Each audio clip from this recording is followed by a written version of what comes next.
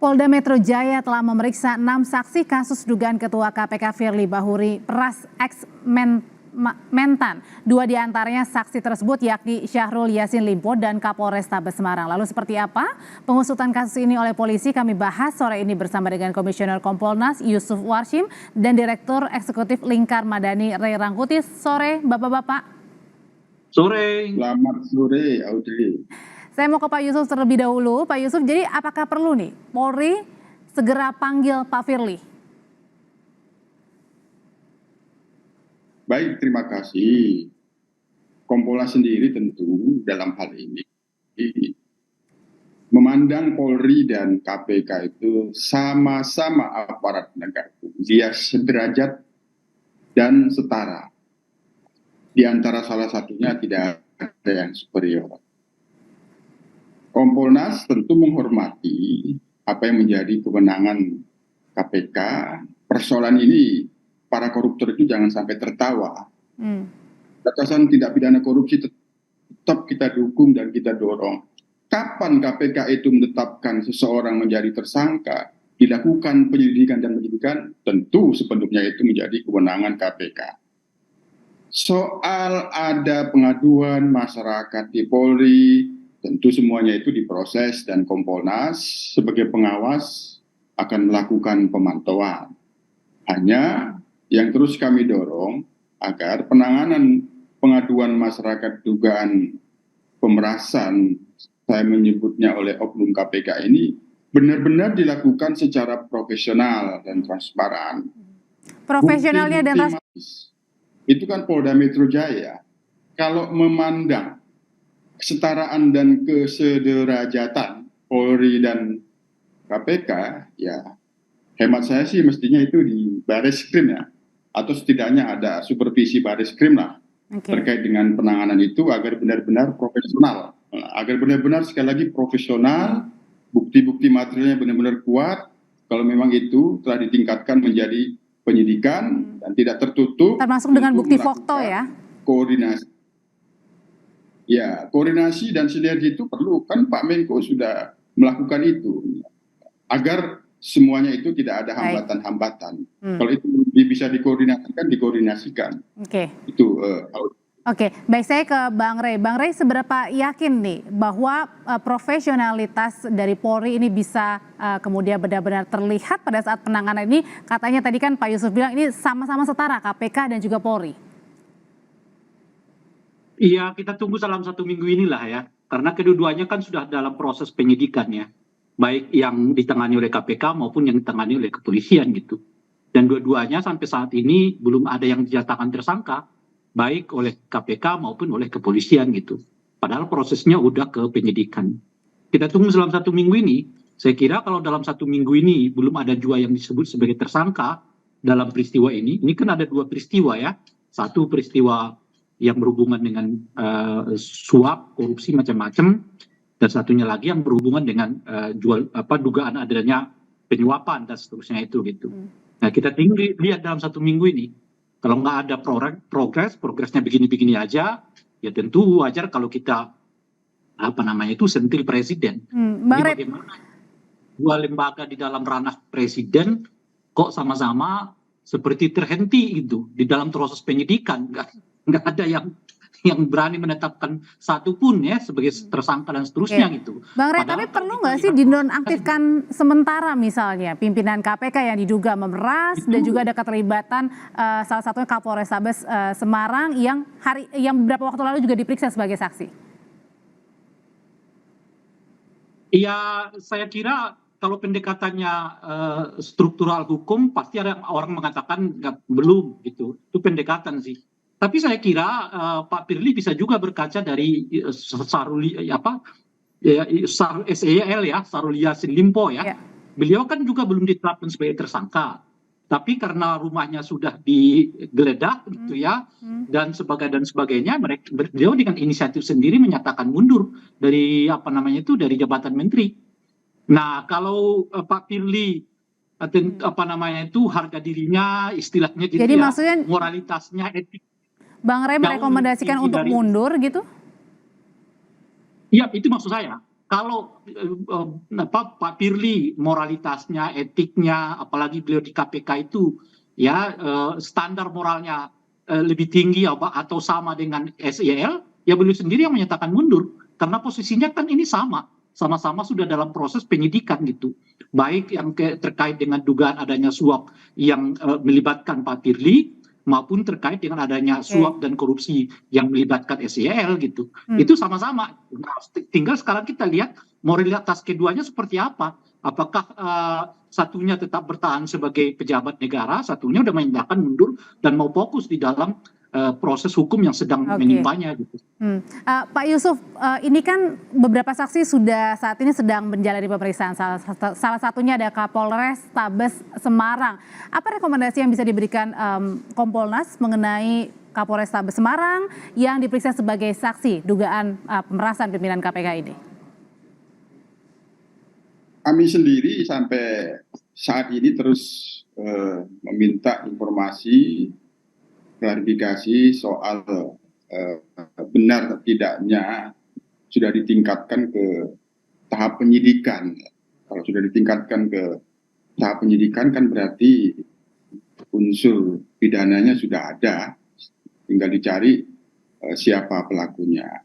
Ini yang sedang kami terus lakukan pemantauan. Kalau ada pihak-pihak yang itu dimintai keterangan, katakanlah itu setingkat pimpinan Kapolres Tabes, tentu kami juga berkoordinasi dengan Divisi Propam Polri. Karena kan itu yang dianggap Kapolres Tabes Semarang itu kan perwira menengah paling tinggi, berpangkat komisaris besar. Tentu pendekatan-pendekatan secara etik perlu dikelirkan dulu lah gitu. Kalau tiba-tiba dipanggil sebagai saksi, nah di sini kita lihat profesionalismenya harus benar-benar kuat, sehingga ketika sudah dinaikkan ke tingkat penyidikan ya berarti nanti jangan sampai tiba-tiba dihentikan walaupun itu secara hukum penghentian penyidikan itu. Berarti ujian juga ya bagi Polri ya? Ini tidak kita inginkan. Pak Yusuf. Ya, ini yang tidak kita inginkan. Ini yang tidak kita inginkan, profesional dan tuntas. Kalau memang bukti materialnya tidak cukup, ternyata itu persoalan etik, ya KPK sendiri punya dewan pengawas yang kewenangannya sangat kuat untuk memastikan seseorang itu bisa diberhentikan atau tidak di pimpinan KPK itu sudah kuat. Tapi itu wilayah KPK tidak ingin kita campuri. Yang penting bagi Kompolnas, kami ingin memastikan bahwa penanganan pengaduan masyarakat yang sekarang ini, informasi sementara sudah disampaikan itu penyidikan, ini harus benar-benar kuat, jangan sampai tersangkanya tidak ada. Itu yang pasti, Mbak Audrey. Oke, tapi masalahnya gini, Pak Yusuf dan juga Bang Rey gitu ya. Dewas kan sudah berhari-hari belum kita dapatkan statementnya nih. Padahal pimpinan KPK Pak Firly ini sudah beberapa kali kemudian tersangkut dengan kasus untuk menemui begitu ya yang pihak berperkara. Nah ini gimana seharusnya Dewas bersikap, Bang Rey? Aduh, kan sejak dari dahulu saya sudah mengatakan bahwa desain dari struktur KPK baru ini nggak akan banyak mengubah perilaku di lingkaran KPK. Pembentukan Dewas itu saya sudah juga mengatakan berulang kali, ujung-ujungnya hanya akan lebih banyak membenarkan tindakan KPK dibandingkan sebaliknya gitu. Itu yang kita lihat akhir-akhir ini kan. Saya kira persidangan etik yang sebelumnya terkait dengan kasus Pak Tanak itu juga menggambarkan kepada kita bagaimana satu peristiwa yang karena barang buktinya sudah dihilangkan lalu dibebaskan dari tuduhan dugaan adanya pelanggaran etik gitu. Saya khawatir juga kalau Dewan Pengawas KPK berlama-lama yang seperti ini, barang-barang bukti hilang juga lalu kesimpulannya sama juga gitu loh. Perkara nggak bisa dilanjutkan karena barang bukti sudah hilang. Padahal penghilangan barang bukti itu juga satu persoalan tersendiri gitu kira-kira tuh. Tapi kenyataannya Dewas KPK nggak mengungkapnya tuh gitu. Nah itulah yang saya sebut tadi bahwa Dewan Pengawas KPK lah macam-macam dan seterusnya itu pada ujungnya hanya akan bertindak lama-kelamaan akan membenarkan tindakan MK dibandingkan yang sebaliknya, dan itulah yang kita lihat akhir-akhir ini termasuk dalam perkara yang sangat terang benderang seperti sekarang kan. Saya malah menduga kalau sekiranya ini tidak ditangani oleh kepolisian belum tentu. Artinya Bang Ray ini pesimis dengan Dewas KPK? Iya, kurang lebih begitu. Saya kira nanti mungkin justru proses di kepolisian itu jauh lebih cepat dibandingkan dengan di Dewan Pengawasnya gitu. Hmm.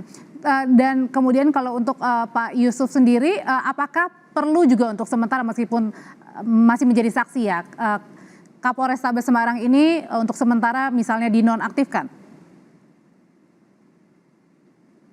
Dalam hal apa? Tentunya semuanya itu terkait dengan apa sebenarnya keterlibatannya seperti apa. Makanya dalam hal ketika dimintain sebagai saksi, apakah itu undangan klarifikasi, tentu perlu dikoordinasikan dengan pihak divisi Propam agar SOP, termasuk SOP penanganan tindak pidananya benar-benar sesuai dengan SOP standar etika profesi, sehingga di situ nanti akan terlihat ini dipanggil atau diundang apakah ada persoalan etiknya dulu pasti yang kelihatan gitu. Kalau itu kalau itu ada keterlibatan itu pasti persoalan etiknya dulu yang terlihat, baru unsur pidananya di kemudian hari. Oleh karena itulah kami menyarankan agar sekiranya ini menjadi arahan divisi Propam Mabes Polri, karena yang disebut-sebut dugaan Kapolres Tabes Semarang itu adalah perwira menengah yang paling atas. Jadi ya bagaimana pengawasan di bidang etika profesinya itu dipastikan dulu. Kok tiba-tiba sudah diperiksa-periksa agar benar-benar profesional ini dilakukan agar tidak menjadi hambatan-hambatan untuk memastikan yang sudah dalam tahap penyidikan ini. Beberapa saksi kan sudah diperiksa, tapi yang belum diperiksa adalah terduganya nih. Apakah perlu diperiksa sesegera mungkin, Pak Yusuf?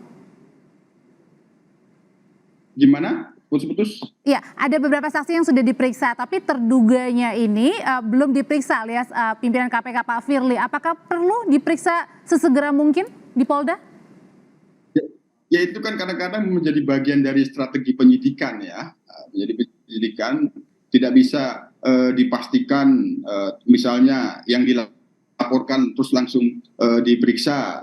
Semuanya itu tergantung bukti-bukti material yang sudah dikumpulkan oleh penyidik, yang pasti sekarang sudah disampaikan, direkomendasikan dalam gelar perkara naik sidik, maka bukti-bukti materialnya ini harus mendukung ketika yang ingin dijadikan seseorang yang patut diduga sebagai tersangka itu akan diperiksa, tentu didukung oleh bukti-bukti material. Kapan, besok, itu semuanya sepenuhnya dalam kewenangan penyidik, Audrey. Kompolnas perlu dalam hal ini SOP-nya itu harus betul-betul terpenuhi gitu. Itu menjadikan profesi mohon maaf ya. Di luar hukum dalam kasus ini benar-benar terjaga gitu. Ya.